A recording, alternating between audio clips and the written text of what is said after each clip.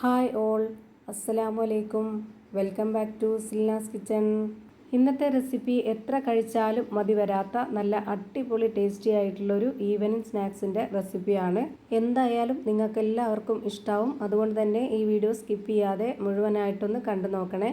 റെസിപ്പിയിലോട്ട് കിടക്കുന്നതിന് മുമ്പായി Silna's kitchen channel ആദ്യമായിട്ട് കാണുന്നവരാണെങ്കിൽ പ്ലീസ് ഒന്ന് സബ്സ്ക്രൈബ് ചെയ്തേക്കണേ. ഒപ്പം തന്നെ ഈ വീഡിയോസ് നിങ്ങൾക്ക് ഇഷ്ടപ്പെടുകയാണെങ്കിൽ ഒരു ലൈക്ക് ചെയ്ത് ഷെയർ ചെയ്ത് സപ്പോർട്ട് ചെയ്യാനും മറക്കരുത്. ഇനി നമുക്ക് റെസിപ്പിയിലോട്ട് കിടക്കാം. അപ്പോൾ ആദ്യം തന്നെ ഈ ഒരു പലഹാരം തയ്യാറാക്കാനായിട്ട് 250 ml കപ്പിൻ്റെ അളവിൽ 1 കപ്പ് ഗോതമ്പ് പൊടിയാണ് ഇതുപോലെ ഒരു പാത്രത്തിലേക്ക് ഇട്ട് കൊടുക്കുന്നത്. ഇനി അടുത്തതായിട്ട് ഒരു മിക്സിയുടെ ജാർ എടുത്തിട്ടുണ്ട്. ഇതിലേക്ക് ഒരു 1/2 കപ്പ് അളവിൽ സോയാബീനാണ് ഇട്ട് കൊടുത്തിട്ടുള്ളത്. ഇത് നല്ലപോലെ കഴുകിയതിന് ശേഷം വെള്ളമെല്ലാം ഊറ്റി കളഞ്ഞിട്ടാണ് ഞാൻ ഇതിലേക്ക് ഇട്ട് കൊടുത്തിട്ടുള്ളത്. ഒട്ടും തന്നെ ഞാനിത് കുതിരാനായിട്ട് വെച്ചിരുന്നില്ല. കുതിർത്ത് വെച്ചിരുന്നാലും കുഴപ്പമൊന്നുമില്ല, കുതിർത്ത് വയ്ക്കാതെ ഇതുപോലെ നന്നായിട്ട് പൊടിച്ചെടുത്താലും കുഴപ്പമൊന്നുമില്ല. ഇനി ഇതിലേക്ക് 1/2 കപ്പ് അളവിൽ ഒരു 1/4 കപ്പിന് തേങ്ങ ചിരകിയതാണ് ഇട്ട് കൊടുത്തിട്ടുള്ളത്. പിന്നെ ഒരു ചെറിയ കഷ്ണം സബോള ഒരു 3-4 പീസാക്കിയിട്ട് ഇതിലേക്ക് ഇട്ട് കൊടുത്തിട്ടുണ്ട്. പിന്നെ ഒരു 2 അല്ലി വെളുത്തുള്ളി കട്ട് ചെയ്തിട്ട് ഇട്ട് കൊടുക്കുന്നുണ്ട്. പിന്നെ ഇത് അരച്ചെടുക്കാനായിട്ട് ഒരു 1/2 കപ്പ് അളവിൽ 1 കപ്പ് വെള്ളവും ഒഴിച്ചെടുത്തിട്ട് ഇത് നല്ല പോലെ ഒന്ന് അരച്ചെടുത്തിട്ട് ഈ ഒരു ഗോതമ്പ് പൊടിയിലേക്ക് ഒഴിച്ചു കൊടുക്കുന്നുണ്ട്. ഒരുപാട് അങ്ങ് നൈസായിട്ടല്ല അരച്ചെടുത്തിട്ടുള്ളത്, കുറച്ച് തരിതരിയോട് കൂടിയാണ് ഇത് അരച്ചെടുത്തിട്ടുള്ളത്. ഇനി ഇതിലേക്ക് ആവശ്യത്തിനുള്ള ഉപ്പും കൂടെ ഇട്ട് കൊടുത്തതിന് ശേഷം ഇത് കൈ വെച്ച് നല്ല പോലെ ഒന്ന് കുഴച്ചിട്ടെടുക്കാം. കുഴച്ചിട്ടെടുക്കുക എന്ന് പറയുമ്പോൾ നമ്മുടെ ചപ്പാത്തിക്കൊക്കെ കുഴച്ചെടുക്കുന്ന പോലെയൊന്നും കുഴച്ചിട്ടെടുക്കേണ്ട ആവശ്യമില്ല. അത്ര ടൈറ്റൊന്നും ഇല്ല, ഈ മാവ് കുറച്ച് ലൂസായിട്ടാണ് ഇരിക്കുന്നത്.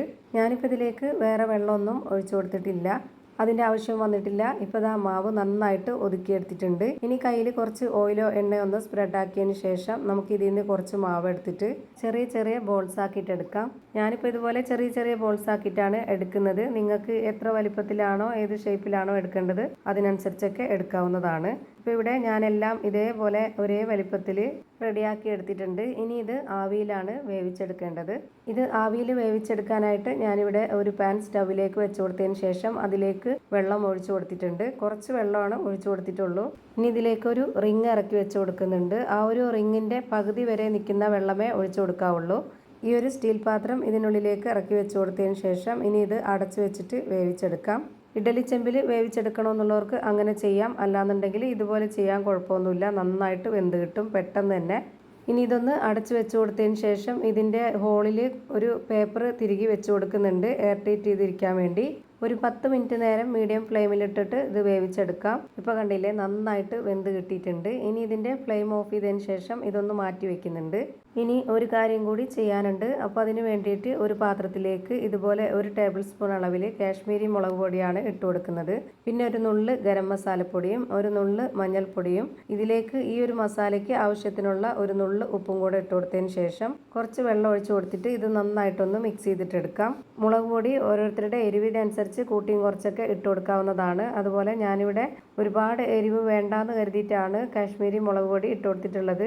എരിവ് നന്നായിട്ട് വേണമെന്നുള്ളവർക്ക് സാധാ മുളക് പൊടി ഇട്ട് കൊടുക്കാം. ഇനി വേവിച്ചെടുത്തിട്ടുള്ള ആ ഒരു മാവ് മുഴുവനും ഇതിലേക്ക് ഇട്ട് കൊടുത്തതിന് ശേഷം നല്ലപോലെ ഇതൊന്ന് തേച്ച് പിടിപ്പിക്കാം. ഇപ്പോൾ ഇതിൽ നല്ലപോലെ മസാല തേച്ച് പിടിപ്പിച്ചിട്ടുണ്ട്.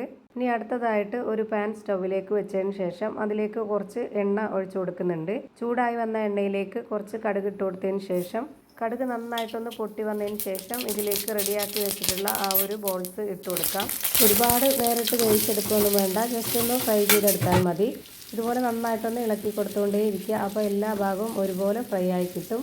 ഇനി ഇതിലേക്ക് ലാസ്റ്റായിട്ട് കുറച്ച് തേങ്ങ ചിരകിയതൊന്ന് കുടഞ്ഞിട്ട് കൊടുത്തതിന് ശേഷം കുറച്ച് കറിവേപ്പിലയും കൂടെ അതിന് മുകളിലേക്ക് ഇട്ട് കൊടുത്തിട്ട് ഒന്നുകൂടി നല്ലപോലെ ഇതൊന്ന് ഇളക്കി കൊടുത്തതിന് ശേഷം നമുക്കിതിൻ്റെ ഫ്ലെയിം ഓഫ് ചെയ്ത് കൊടുക്കാം. അപ്പോൾ ഇതാ നല്ല ടേസ്റ്റി ആയിട്ടുള്ള ഒരു വെറൈറ്റി ആയിട്ടുള്ള ഒരു അടിപൊളി പലഹാരം റെഡിയായി കിട്ടി. തീർച്ചയായിട്ടും നിങ്ങൾക്ക് എല്ലാവർക്കും ഇഷ്ടമാവും. നല്ല ടേസ്റ്റി ആയിട്ടുള്ള ഒരു വിഭവമാണ്.